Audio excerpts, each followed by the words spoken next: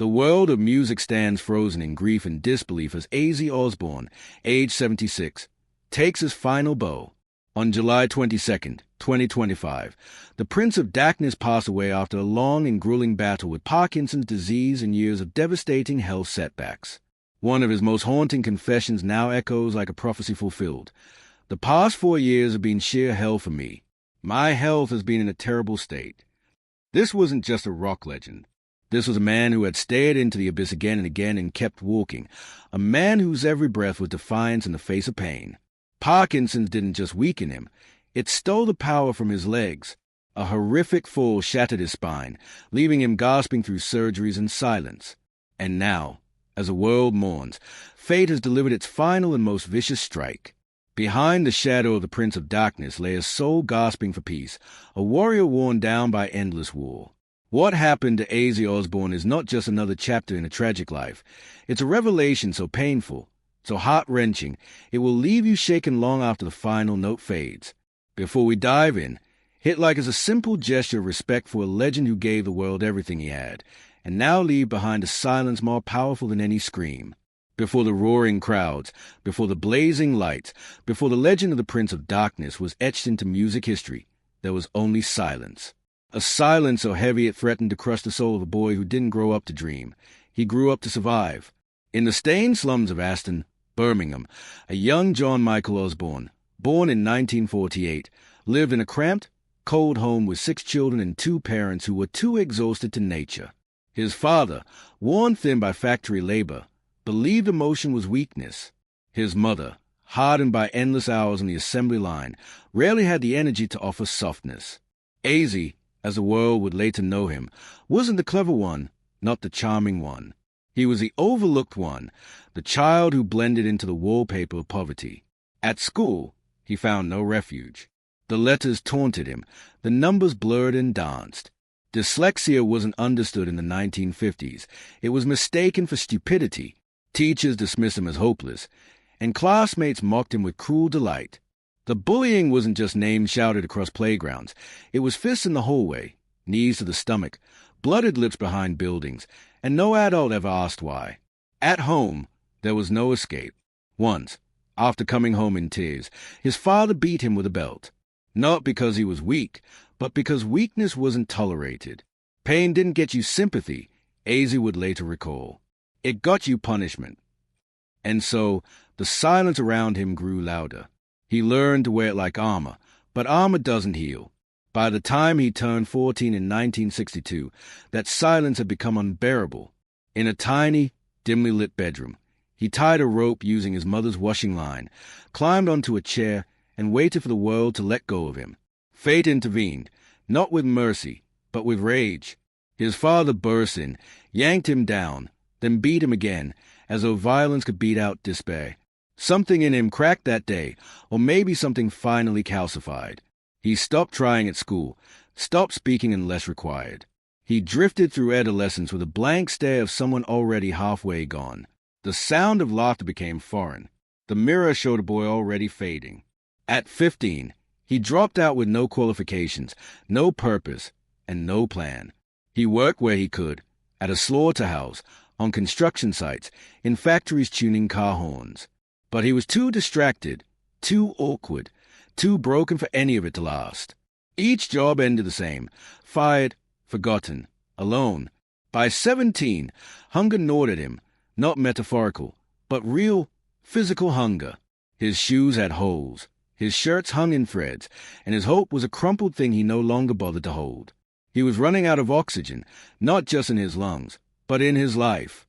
When desperation hit, it didn't whisper, it screamed. In 1965, a botched burglary landed him in Winston Green Prison. Behind those walls, reality hit like iron. In one terrifying encounter, he was attacked by another inmate, and he fought back the only way he knew how, with a metal chamber pot. It wasn't bravery, it was survival. But even in that darkness, a spark refused to die. One afternoon, the Beatles' She Loves You crackled through a prison radio, and something ignited. For the first time, Ozzy didn't want to disappear. He wanted to be seen, to be heard, to live out loud. That moment changed me, he would later say. I didn't know how to play anything, but I knew I needed to be on stage. I needed to scream louder than the pain inside me.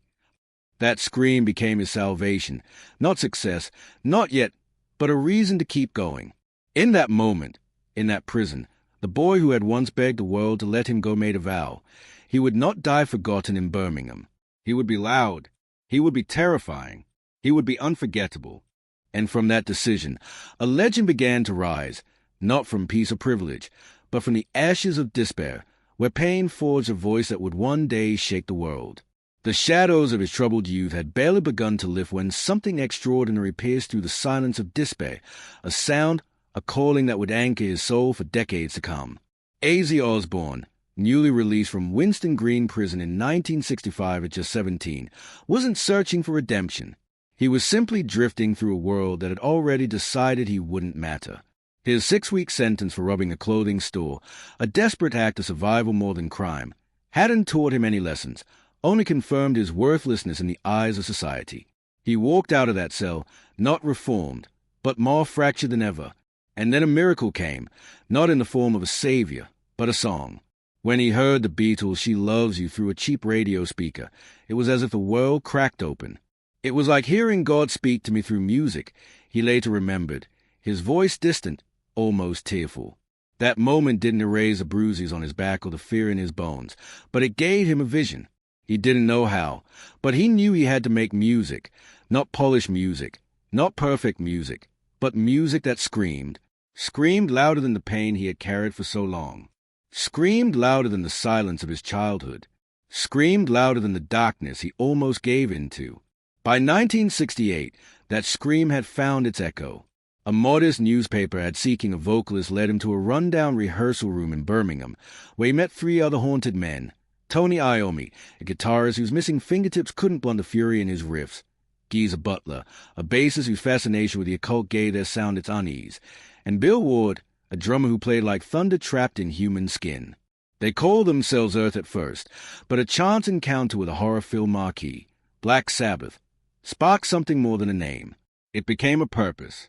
If people pay to be scared, Ozzy would later say, why not give them music that terrifies and moves them?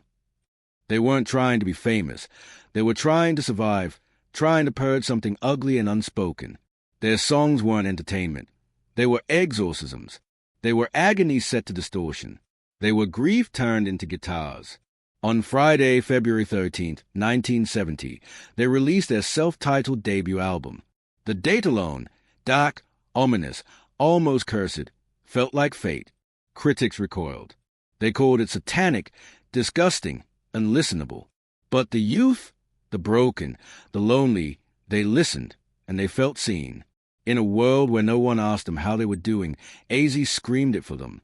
That same year, their second album, Paranoid, was written in a rush, almost by accident. Yet it became gospel.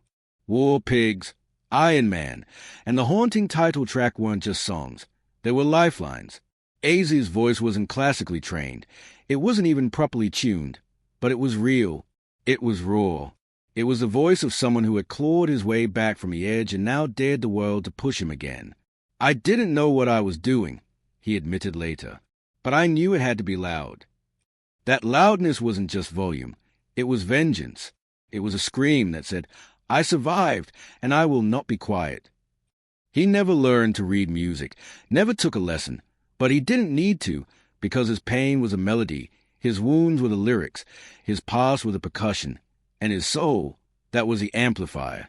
Behind the madman persona, behind the wild antics and stage theatrics, there still lived the boy from Aston, the boy who was told he was stupid, worthless, invisible. That boy was still screaming. But now the world was listening. The early years of Black Sabbath weren't just about pioneering a genre. They were about reclaiming life. Ozzy didn't build heavy metal. He bled it into existence. Every concert, every growl, every riff was a rebellion against a fate he was supposed to accept. And even as fame came crashing in, crowds roaring, records selling, headlines blazing, he remained haunted. The louder the applause, the louder the voices inside him screamed. The success never silenced the hurt. It only masked it. And as the world began to call him a legend, he still felt like a runaway screaming into the void. But that scream changed the world. It built more than music. It built myth. It built memory. It built a legacy forged in torment and somehow resilience. By the mid-1970s, Ozzy Osbourne stood on the summit of heavy metal glory. But beneath the roaring crowd and blinding stage lights, his soul was quietly crumbling. The same voice that once pierced the silence of generation was now being drowned out by inner demons no spotlight could reach.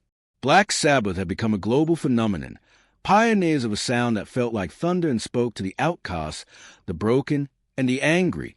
But for Ozzy, the louder the music grew, the more deafening his emptiness became. Behind closed doors, he was unraveling. Gripped by a storm of destructive habits, haunted by childhood wounds that had never truly healed, and numbed by the crushing weight of fame. Album after album, like Paranoid in 1970 and Sabbath Bloody Sabbath in 1973, elevated the band to iconic status. But Ozzy was slipping into shadows even the stage lights couldn't chase away. His bandmates began noticing the missed rehearsals, the incoherent ramblings, the spark dimming behind his wild eyes.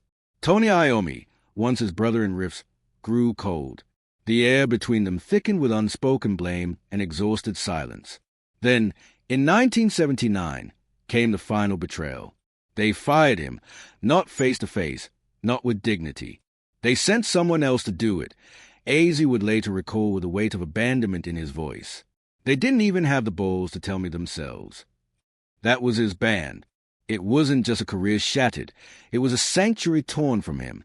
Black Sabbath was more than music to Ozzy Osbourne. It was the one place where chaos made sense, where his brokenness became power. Without it, he was exiled, discarded like a warning label. He disappeared into a Los Angeles hotel room, curtains drawn, soul drowning. I just sat in that room, he would later confess. I numbed myself until I couldn't feel anything. I thought I would fade away in that silence. To the outside world, he was still Ozzy Osbourne, but in that room, he was a fading echo of himself, a ghost with a pulse, a scream trapped inside the man who once taught the world how to scream. Yet legends don't vanish. They transform. In Ozzy's darkest hour, something stirred in the ashes. Sharon Arden, daughter of Sabbath's former manager, saw more than a fallen icon. She saw a man not yet finished. She pulled him from the wreckage and whispered the impossible. You were the magic in that band. You can do this without them. Her faith struck like lightning against whetstone. Then came Randy Rhoads, young, disciplined, and unearthly in his talent. His guitar didn't just play. It wept, soared, and screamed. To Ozzy, Randy wasn't just a bandmate. He was a lifeline. Together, they built Blizzard of Oz, released in 1980, an album forged not in celebration, but in survival. Songs like Crazy Train weren't just anthems, they were resurrections. Each lyric, each chord was a defiance. I am still here. I still matter. Looking back, the collapse of Sabbath wasn't the ending. It was a crucible. Ozzy had to be broken beyond recognition to uncover the raw, resilient fire inside. And though the road ahead would be marred with loss, grief, and battles deeper than fame could ever heal, this was the moment his spirit roared loudest. I was out of control, he once admitted, but somehow I kept going.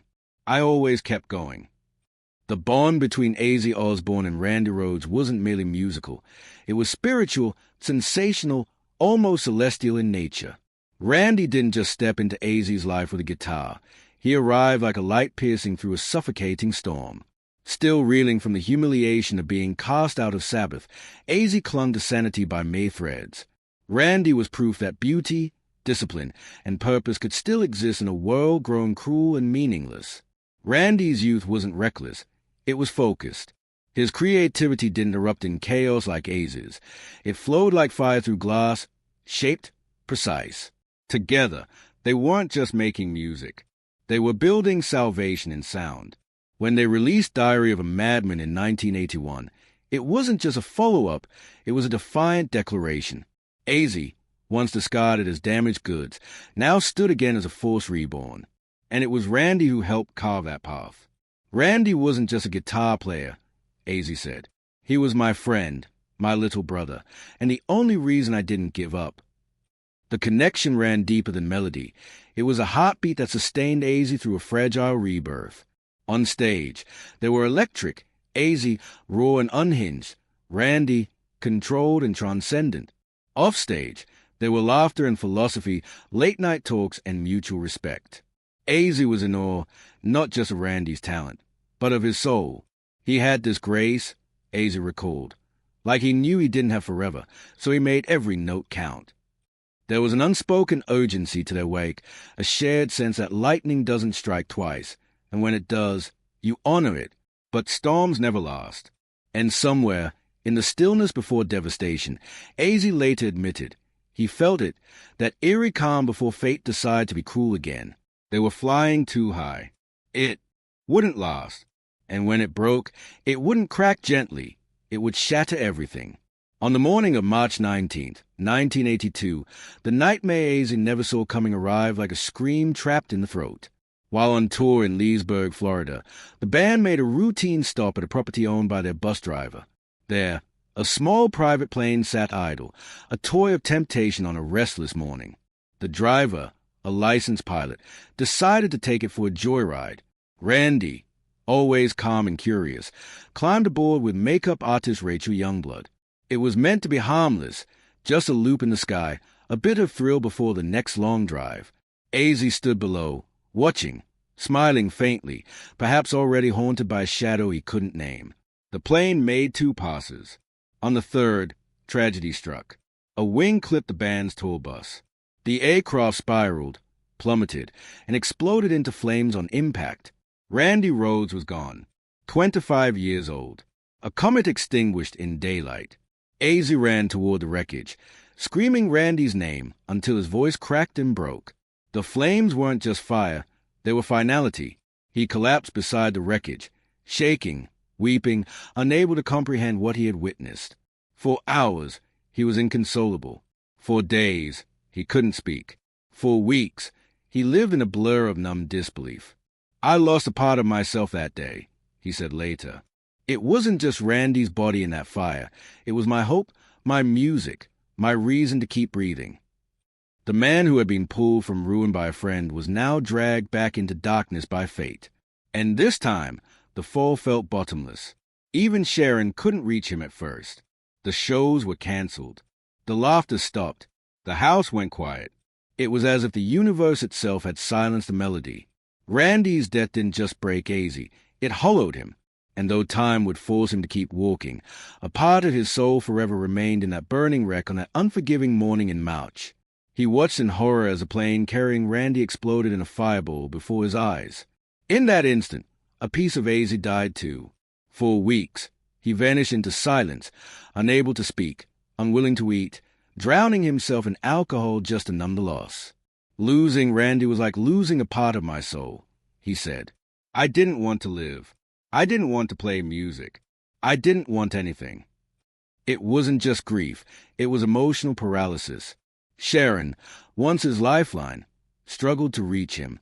Even she admitted, I thought I'd lost him forever. But from the wreckage of that despair, something unexplainable began to stir. Ozzy began to write again, not to move on, but to remember. Every lyric, every scream into the MIC became a tribute to the friend he would never forget. Though the pain would never fade, Ozzy knew he had to carry the music forward, not just for the fans, not even for himself, but for Randy. His survival became a form of defiance, and every show that followed carried the weight of a legacy built in tragedy.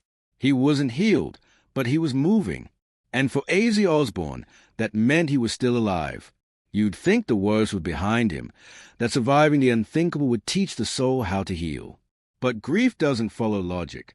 And for Ozzy Osbourne, the years after Randy Rhoads' death weren't about recovery.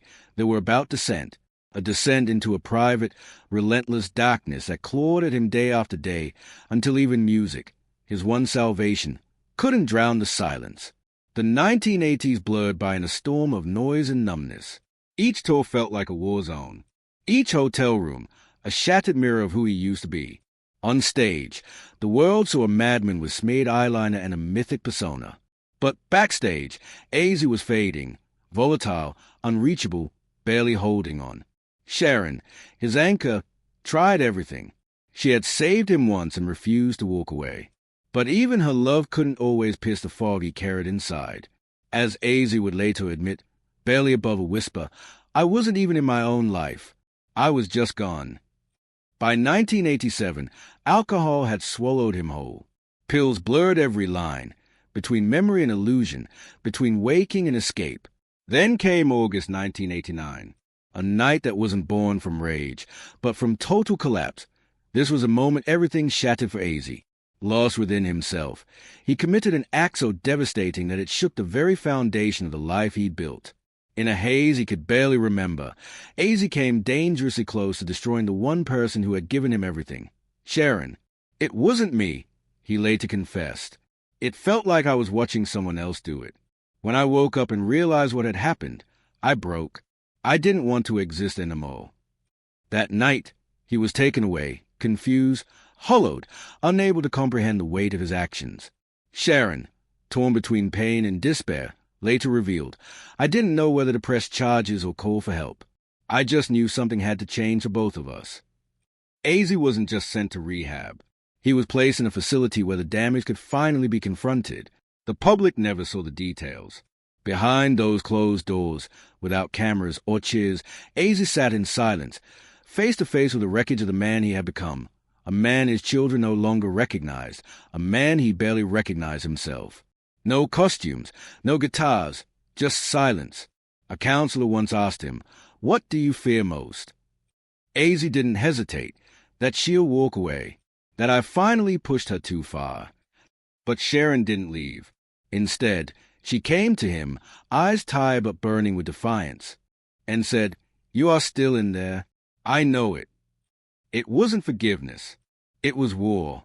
Every day in that center, Ozzy fought, not for fame, not even for redemption, but for the right to keep the love he had almost destroyed. It was a brutal battle. He didn't leave healed, but he left changed, thinner, quieter, haunted, and finally aware of how far he had fallen and how precious it was to rise. Years later, Ozzy would reflect, that was when I realized I couldn't keep falling and pretend it was flying. I had to choose to live. After the storm, there wasn't peace, but a silence heavy as grief, not calm, but vacancy. Stripped of bravado, stripped of performance, Ozzy stood at the edge of the life he'd wrecked, uncertain whether the man he once was still existed beneath the debris. In 1989, after that harrowing night when he nearly lost himself and turned the woman who saved him into a victim of his unraveling, Ozzy was arrested and sent not to prison, but to a psychiatric facility. It wasn't condemnation. It was his last reprieve.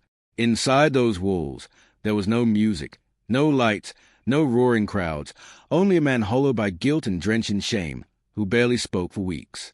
The once iconic voice of heavy metal became a whisper echoing with regret. But outside, Sharon waited. She returned not from duty, but defiance. There was still a spark in him, she later said.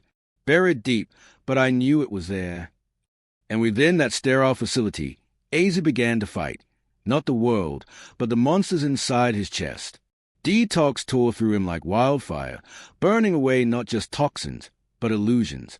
Every memory, every scar, every wrong came screaming to the surface.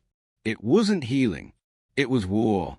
And with trembling steps, he clawed forward, not cured, but conscious. In 1990, he did the unthinkable. He returned to music, not with fury, but with clarity. Reuniting with Zakk Wylde, they crafted No More Tays, an album born not of chaos, but survival.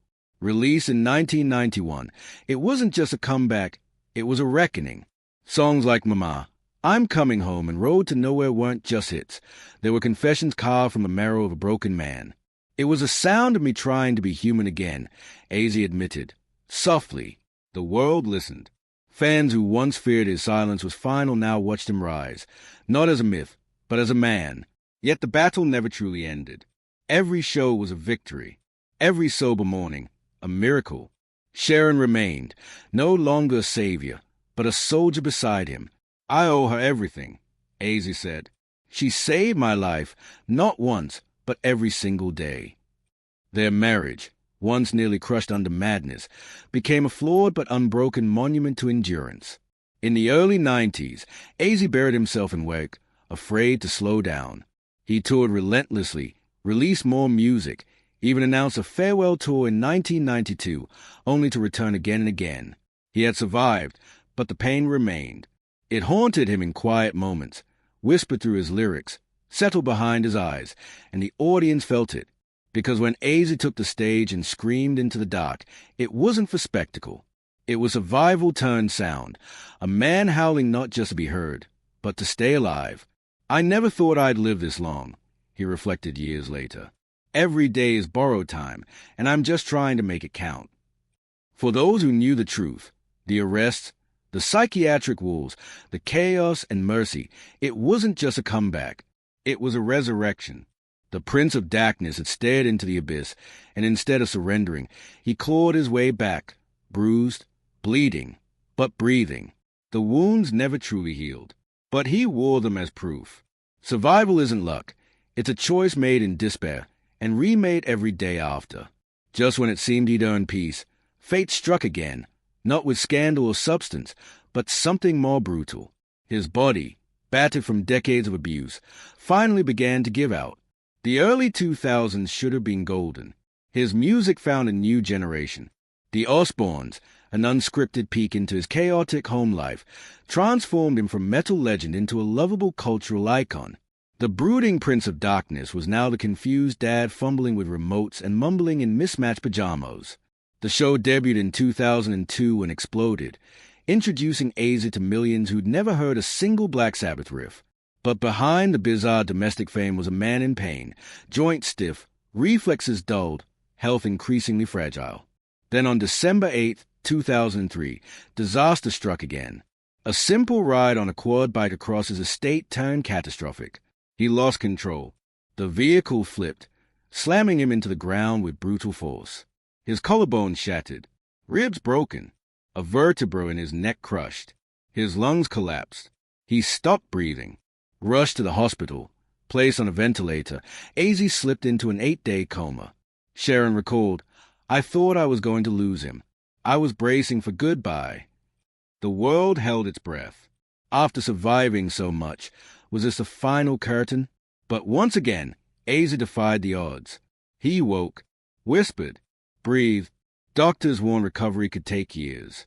But Ozzy had spent his life doing the impossible. Through agonizing pain and relentless rehab, he rebuilt.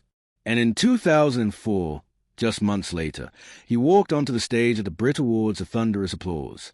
The world saw not just a survivor, but a miracle. Still, the accident left unseen scars. Chronic pain lingered.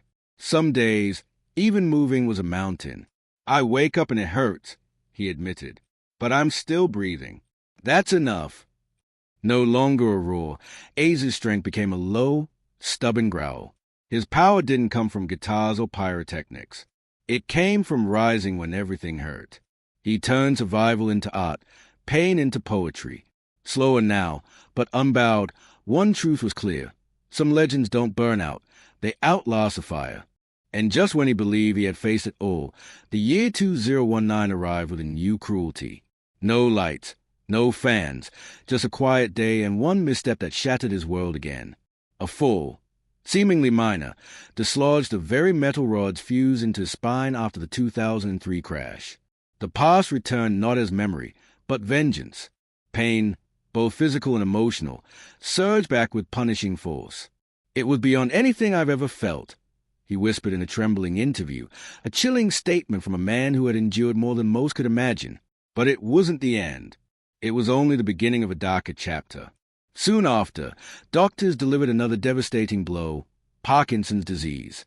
A slow, merciless thief that eroded his ability to move, to stand, to be free.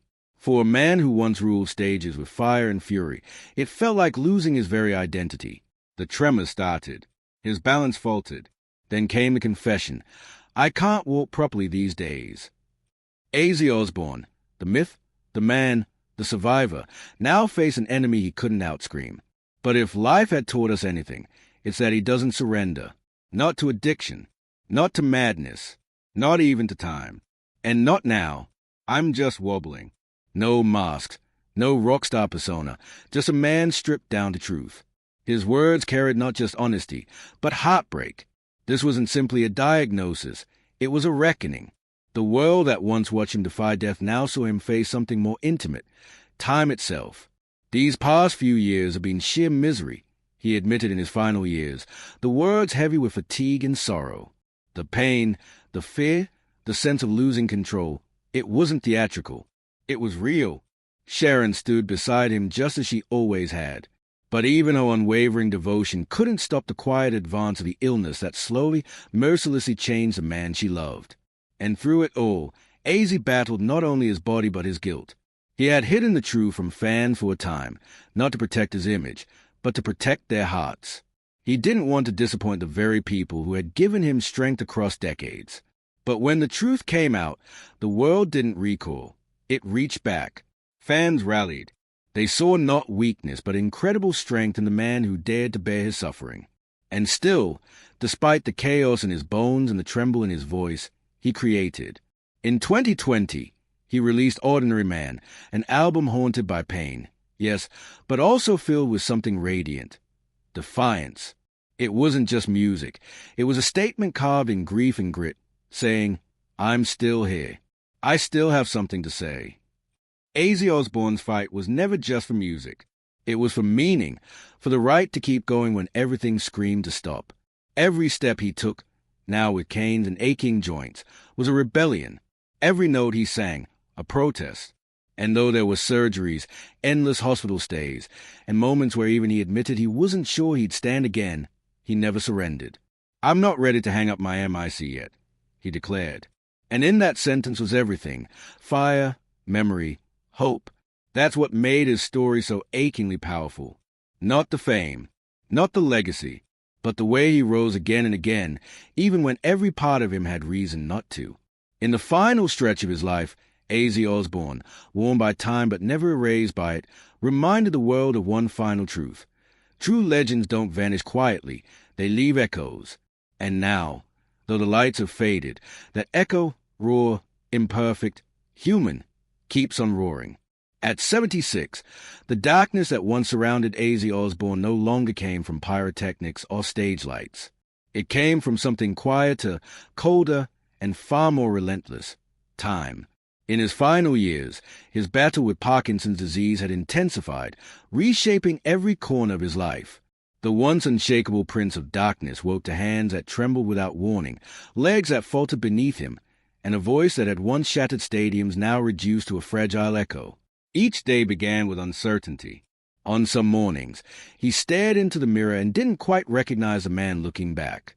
But even in that frailty, he refused to surrender. "There are days I wake up and don't recognize myself," he once said. "But I'm still fighting. I'm not done yet."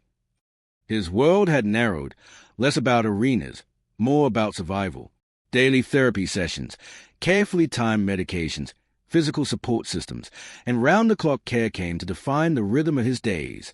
Sharon, the woman who had stood by him through every collapse and every resurrection, remained at his side, not just a partner, but his pillar of strength.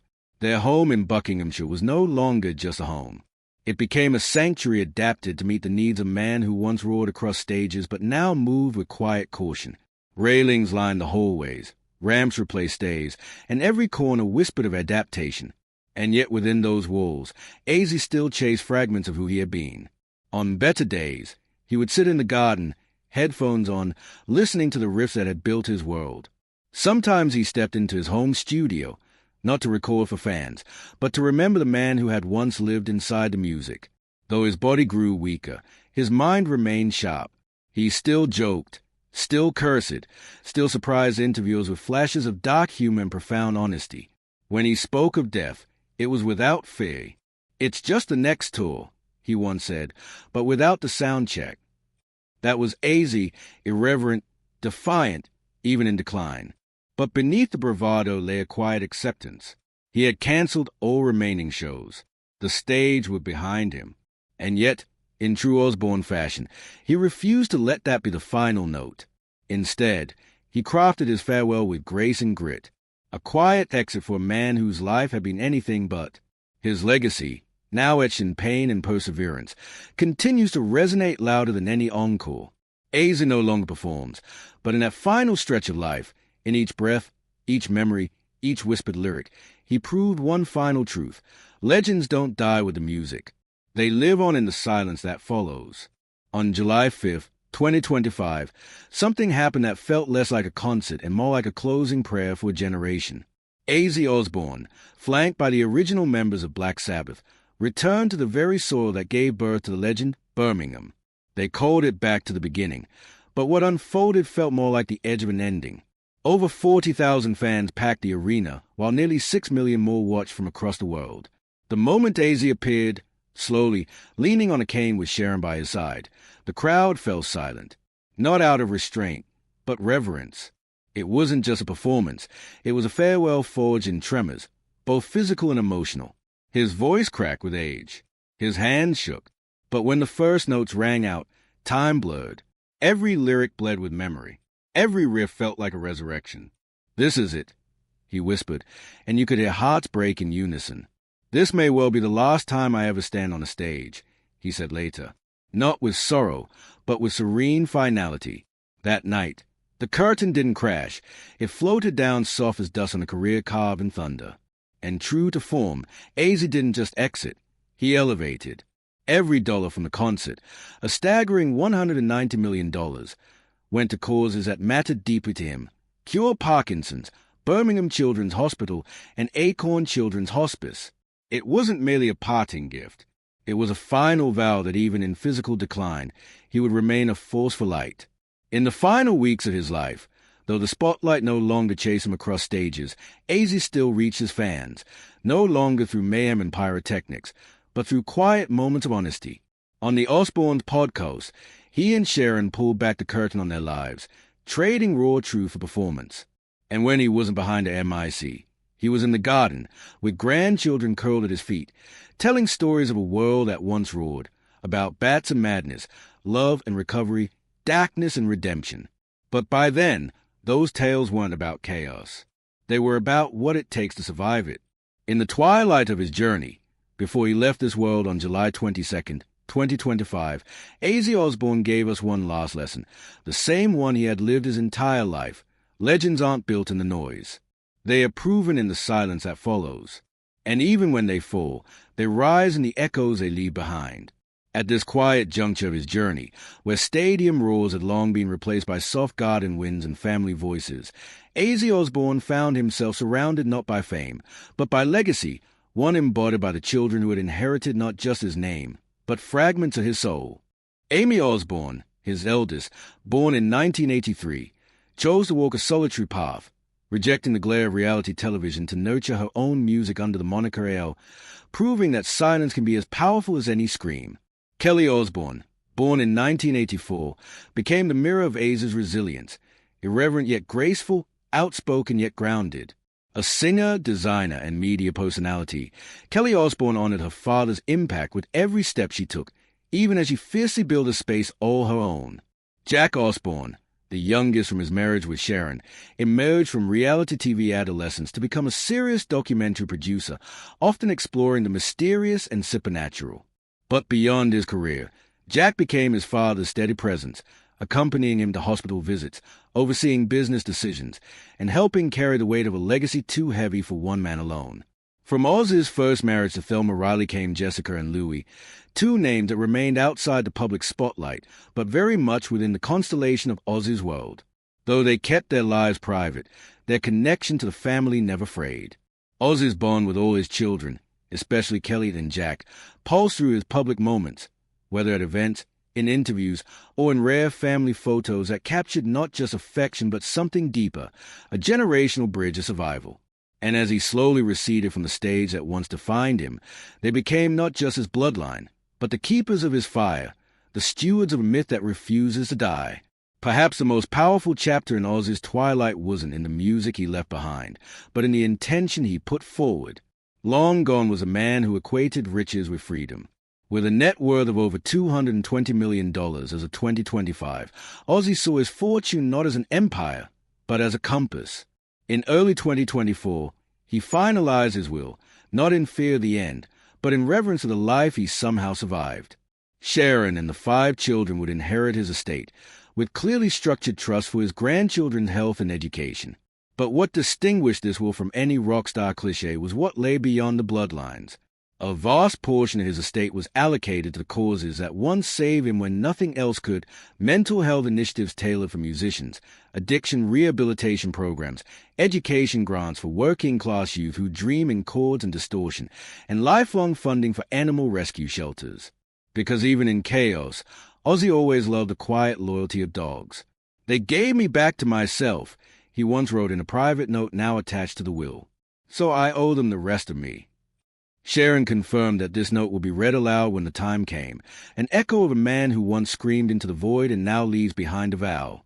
In a final act of devotion, Ozzy requested that royalties from his solo work continue to feed these causes long after he was gone. "Music saved me. Maybe it'll save someone else," he said, 10 words that encapsulated a lifetime. Since his second induction into the Rock and Roll Hall of Fame in 2024, this time for his solo brilliance, his image became more than cultural, it became spiritual. His face adorns murals. His wrists pulse through headphones on subway rides. His lyrics are quoted by professors and tattooed by fans. But the truest tribute isn't in platinum records. It's in the people who chose to fight because he did. Ozzy Osbourne, the madman who once bit bats and defied death, now rests at peace. No longer raging against the dying of the light, he faced it and walked into it, not with fear, but with a heart full of memory and defiance. If these words stirred something in you, if a part of your youth or pain or survival is somehow tied to the sound of his voice, leave a comment, share memory, or simply say thank you. Because Ozzy's legacy isn't just a history of chaos. It's proof that even the most broken souls can leave the world burning brighter than they found it. Rest now, Ozzy.